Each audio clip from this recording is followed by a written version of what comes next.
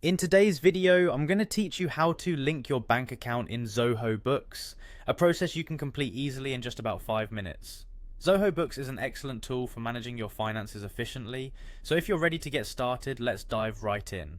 First things first, you'll need to sign into your Zoho Books account. Head over to their website and locate the Sign In button, usually found at the top of the page. Clicking this takes you to the login screen, where you'll have the option to sign in using your preferred method. For ease and convenience, Zoho Books offers sign-in options like Google. Click on Google to proceed.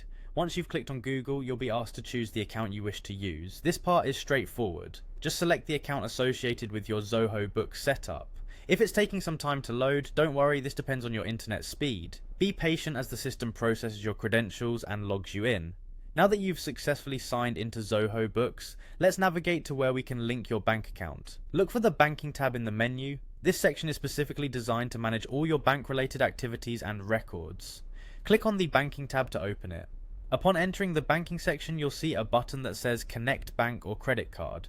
Clicking this will initiate the process of linking your bank account to Zoho Books. You'll then be presented with a list of banks. At this point you have two choices. You can either select your bank from the list or opt to connect an online bank account. Zoho supports a wide range of banks, so finding yours should be relatively simple. After selecting your bank, you'll notice an icon that prompts you to connect using your login details. This is where you'll need the credentials you use for your bank's online portal. Enter these details carefully, ensuring every character is correct, as this will link your bank account securely to Zoho Books.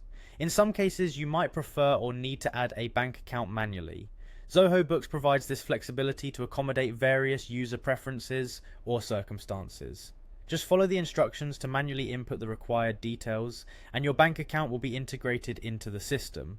And there you have it, a seamlessly linked bank account in Zoho Books, ready to keep your financial data up to date and accessible whenever you need it.